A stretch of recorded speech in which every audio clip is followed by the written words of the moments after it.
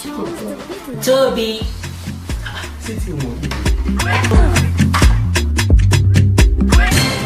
Dad, can't you knock? Common privacy I cannot have. Privacy? It's like you're paying rent in this house, Abi. No, but Daddy, you are not paying rent now. Should be his mom that is paying everything. Okay. Daddy, what are you calling? Hello, Peteru. Hello. Yeah, báwo ni? Mi wà tidy o, kí ló ń ṣẹlẹ̀ sá? Please, ẹ jọ̀ọ́, ṣé ní di pákó níbi ṣọ́ọ̀bù yín? I need the pákó bí wèrè. Nice one. Jọ̀ọ́, wọ́n yọ ilẹ̀kùn Tóbi. Ah, O lè fi ṣe pulpit àbí kó fi kan pósí. What? Anything you like. Daddy Toby, ẹ jọ̀ọ́ ṣé mo lè béèrè question kan, just one question. Yes, go on. Why has to come remove Toby door for the domot? Because he's not paying rent in this house. Oh, I see. So I will have to remove the two both of you down here because you two are not paying rent, Abi. So that is double pákó for the workshop. Peteru. Sir? So gbádùn. Yes, sir. No, I don't think so. Because it's very obvious pé ayé ń ṣe ọ́. Ayé bíi ti bò, ẹ má mọ sọ̀rọ̀ ọ̀rọ̀ báwọn mọ́. Wá, say you need the pákó or not. Ọ̀rọ̀ àmọ́ ń bọ̀, I'm come carry the pákó for the agent sáré gbé spanner. That is very good. So Peteru the carpenter is coming to remove the door. So tó bá ti yọ tán, you can have your privacy. Abẹ́nu.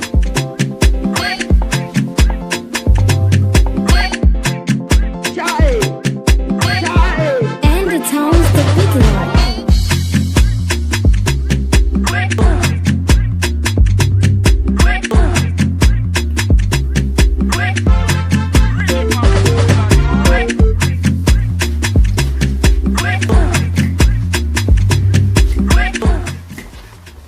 Oh, I need to knock first.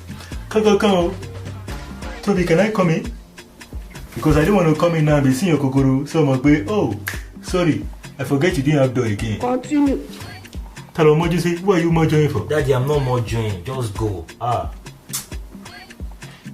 Should I close your... Oh, sorry. Kusileko. My bad. No problem. God will see us. There is God.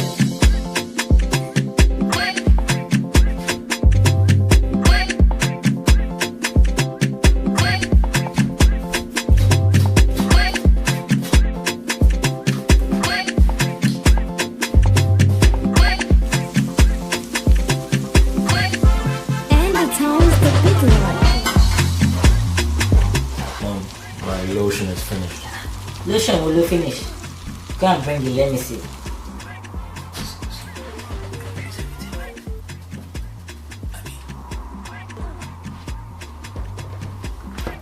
I am a shorty. I want Here you go.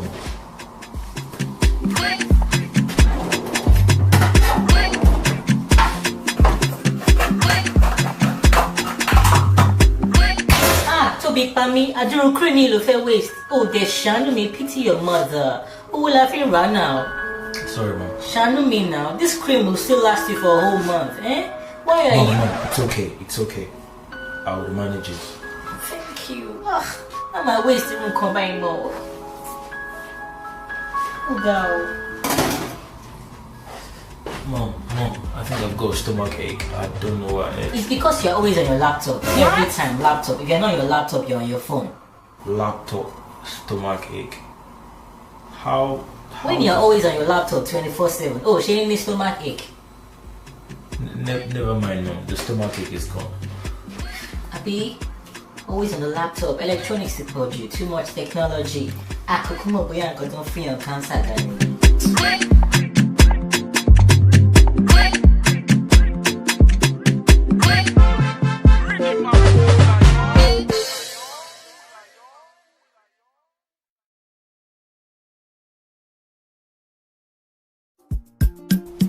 Yes, Alaye, you want buy phone? No, I get phone. Oh. Make I see your phone.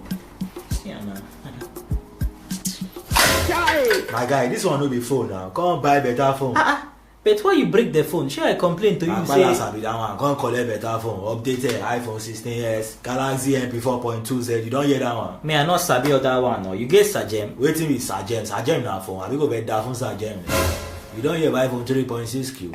Oh boy, that one they do extra. If you snap yourself safe, you last by. You will see your brain, your score, your clitoris inside. Even calculator self day. Your Sajem get calculator. No, you not get. Exactly. So waiting with the talk for here now. And I only with the sell original handset and electronics for this whole complex. Okay, so you see this 3.6K where you talk now. So how much be the phone? I just 600k, I don't want to charge you. Abba, bro, me I don't get this kind of money now. Alaye, this phone na 850k for iPhone headquarters, so me I just want to help you, so go just go real So how far? Say you want buy now, I know they buy. Anyways, as you don't break my phone now, I go buy now. We are more the go shop. Bros, what do you want? Na phone? I get phone, TV, I know the latest gadgets. Wow, na surely again, you want to tip my customer and you can't share. Nah, your customer, na my customer. Your shop don't even get things inside. Bros, more the go job. Now I go give you better phone. Sade, let me pass the iPhone 3.6K on that table. Okay, but I think you said the phone is new. Calm down now, we no go check the phone before we sell them. Oh, okay.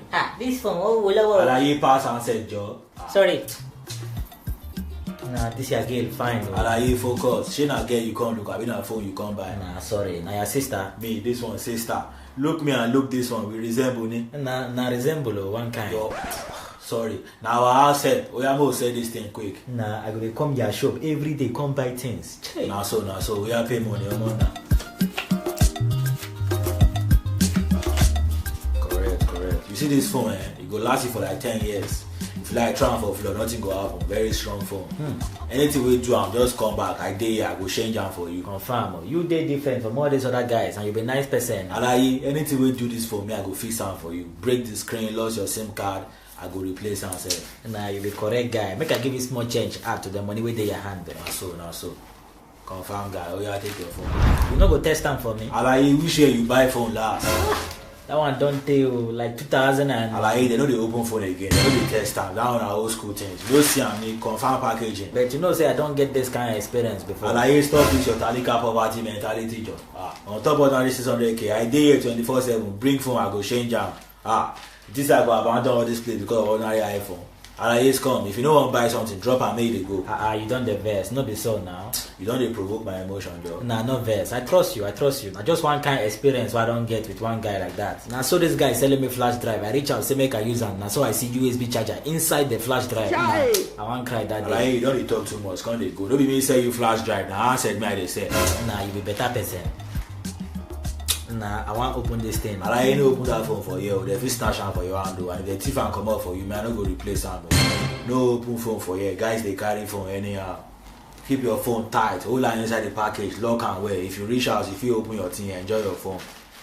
No talks, I no tell you. Nah, you too get sense. Anyways, me I go keep am before person can't take am because now my 8-month salary I take buy this one. So, but I told lock, go 8-month salary if you have phone. Also, waiting the talk.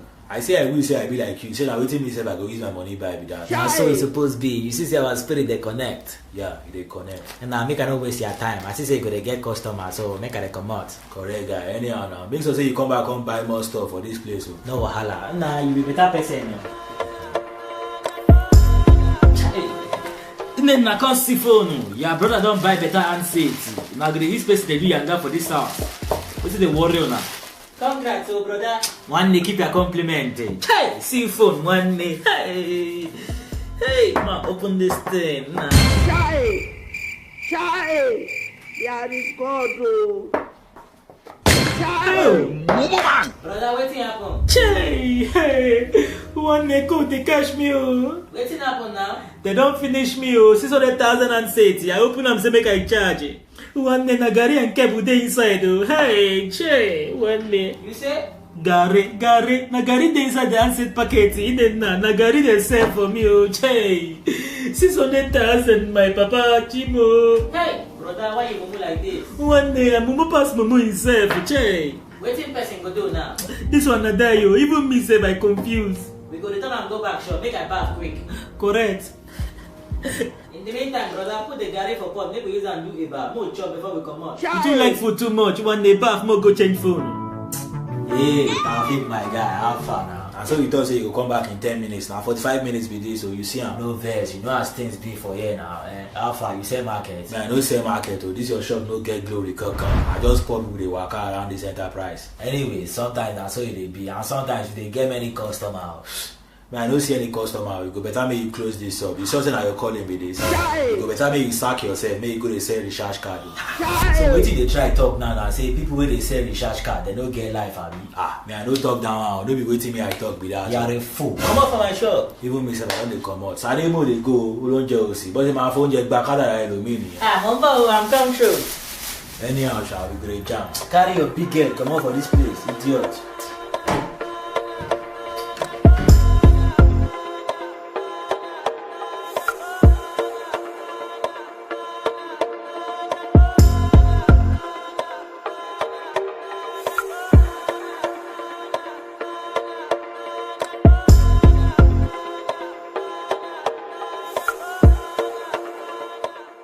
Ìbínú Ọlọ́run lèyí o, ìbínú Ọlọ́run mà ní, ìbínú Ọlọ́run lèyí o, ìbínú Ọlọ́run mà ní, kòrónà tó gbáyé kan yìí o, ìbínú Ọlọ́run. Auntie, it's 2 o'clock already. Want to go and cook for us to eat?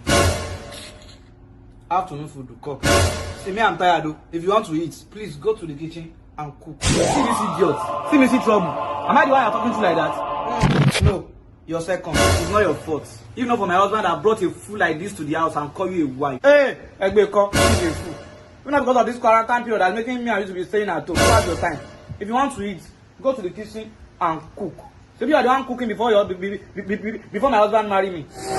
So me, I should go and cook. Yes, go and cook. What is going on here? What is it again this afternoon? To your long. Can you imagine? I asked her to cook for us, and this one is telling me that she's tired. You say no. Yes, I'll come here. I'm tired. Shebi, if you want to come to my room, she'll be shouting, don't deprive me from my rights. Don't deprive me from my rights. So cooking is a right too. So let her go and cook. I swear to God, if I should die, it's you people that kill me. You will not die by God's grace because you are my life, you are my word, and I will never lose you for anything. Yeah, never. Nothing will do you, my husband. I can't lose you for anybody. Even to this year, never. Amen. Amen. But please, Ole te koro lorun. Ole te koro lorun. Why are you covering? Nothing. Just stay where you are. And even you. Don't come here. Stay where you are. And it's sorry, Buruku. Don't talk to me. Till further notice. O ma fọwọ́ olóòní fọ. O ma mo lọ ṣagídí òṣì. O ma mo lọ fọwọ́.